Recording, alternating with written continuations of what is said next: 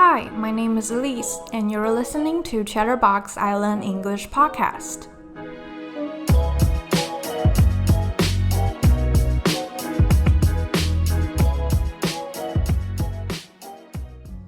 Welcome back to Chatterbox Island English Podcast. I'm your host, Elise. If you're new to this podcast, hello and welcome. This is an all-English podcast, but we don't talk about grammar rules or vocabulary like other English learning podcasts. Instead, we just talk about some easy and everyday topics. And I usually put all the keywords of each episode down in the description, so feel free to check them out if you want to. I hope you'll find this show interesting, and be sure to subscribe if you enjoy the content. So in the last episode, we talked about online privacy and why it matters more than most of us think it does. If you haven't listened to that episode, you can go check it out after this one. And if you want to listen to any previous episodes of this podcast, you can click on any platform that you're listening to right now.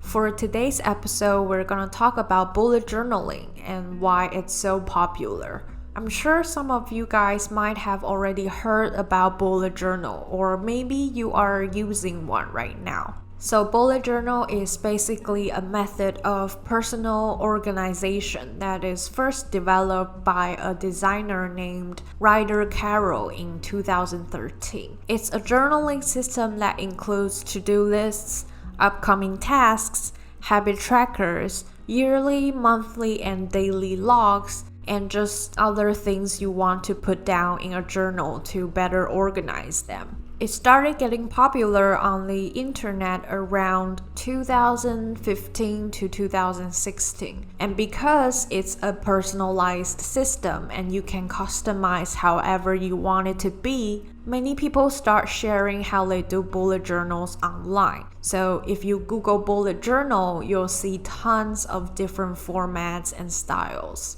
But there are still some basic tools or the core concept in almost every bullet journal. The first thing is an index, which is a list showing which page a subject or a topic is on. The second one is rapid logging, which uses a system of symbols to organize information. So first, you will use a page to write down what symbols indicate what. For example, a dot or a bullet point means a task that is not done yet. A cross means the task is complete. An arrow to the right means the task has been rescheduled to the future. A star means it's something urgent or important. And if you cross something out, it means it's canceled or no longer relevant. You use different symbols to indicate the status of each task or meeting more efficiently, so you don't have to write down the status of each task individually, and this is why it's called rapid logging. Other basic tools are yearly, monthly, or daily logs, where you can organize your yearly, monthly, or daily goals and tasks, and sometimes you can even journal in your daily logs. These are just the basic tools in a bullet journal. As it gets more and more popular, people start to invent their own templates or spreads, such as habit trackers, spending trackers, mood trackers, or just other journaling spreads. Basically, bullet journaling becomes an open source system for productivity and journaling. But bullet journaling is not for everyone. There are pros and cons depending on what your preferences are. But here are some tips if you have never done bullet journaling before and you want to give it a try. The first one is start simple. If you are trying to start bullet journaling, you might Google it and see how other people do it. But perhaps you'll get overwhelmed by all the different styles, spreads, or even aesthetics from people who share their bullet journals online. Just remember to start simple. Do the minimum and gradually add your own style to it. When you see all the beautiful pages and examples that others are sharing on Instagram or Pinterest, you might feel pressure to do the same. But in the end, bullet journaling is just a way to be more productive and organized. So focus on the practicality of your bullet journal and getting familiar with the system first.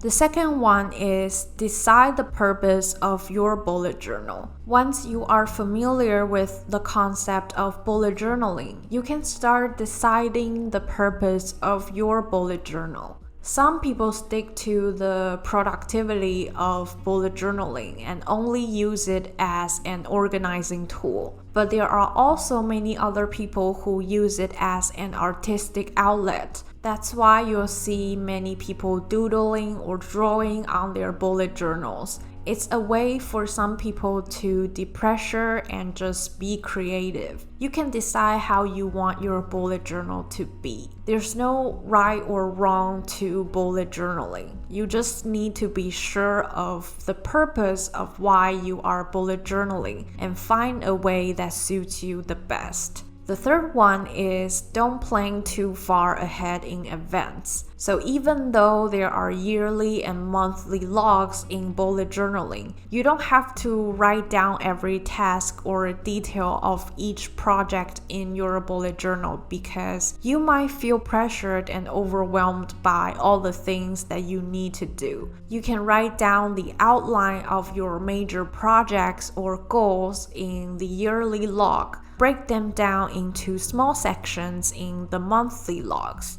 In your daily logs, you can be more flexible and casual, so you won't feel like everything is just about work in your bullet journal. And remember to leave some space for each log so it doesn't look too packed or overwhelming. I would suggest using rolling logs. So basically, it means you don't put down all the layouts of each daily log. You just check in every day and write down your daily log for that day. And then the next day, you start another daily log. So that way you won't be limited by the space or the layout that you put down in advance. The fourth one is you don't need all the cool stationery. So some people use brush pens, expensive notebooks, washi tapes, or even watercolor for their bullet journals. But always remember, all you need is a simple notebook and a pen. You can add different tools and materials once you get the hang of bullet journaling and want to try something different, but they are not the necessities in bullet journaling. So these are the 4 basic tips if you want to start bullet journaling. As I mentioned before, bullet journaling is not for everyone. It's just one of the methods of organization and not the only one. So I've personally tried bullet journaling before when I saw a bunch of YouTube videos about bullet journaling back in, I would say around 2017, and I was very intrigued by the idea. So I bought a blank notebook, a couple of brush pens and markers, and just started bullet journaling. But I was very disappointed when I found out that I couldn't make my bullet journal as beautiful and artsy as the ones that I saw on YouTube. So I started slacking off. I found myself skipping a couple days or even weeks of bullet journaling because I just didn't feel like I have the time to make it look presentable. Eventually, I just gave up because I realized it's just not for me in terms of productivity and organizing. On top of that, I wasn't enjoying it at all. I prefer using monthly planners where the layouts are already printed on the pages so I can just fill in the blanks and have my own to-do lists on the side. It's more efficient for me. I just don't feel like I have the time to set up all the layouts by myself, especially when it's not as therapeutic as I thought it would be for me. Which is totally fine as well. There are many people who just use monthly or daily planners. And if I really want to journal or write something down to clear my mind, I have a dedicated notebook for it. I don't need a bullet journal to do that. I still enjoy those bullet journaling videos on YouTube though. I find it pretty satisfying to see people setting up their journals and doing all the doodlings and drawings by themselves. But keeping things separately instead of combining them in one journal is just what works for me. I have a planner for work or productivity related things and a casual journal to write things down and just maybe brain dump a little bit. So what about you? Have you ever tried bullet journaling? Or if you do keep a bullet journal, what's your experience and how do you do it? Because I know everyone does it differently. So I would love to hear your thoughts down in the YouTube comment section or Apple Podcast review section. And that's all for today's Chatterbox Island English podcast. If you enjoyed this episode, you can subscribe to our show on Anchor, Spotify, Apple, Google Podcasts, KKBox, and SoundOn. You can also find our shows on YouTube and go on our website, that's www.eisland.com.tw for more information. I'm your host Elise, and I will talk to you soon in the next episode. Bye!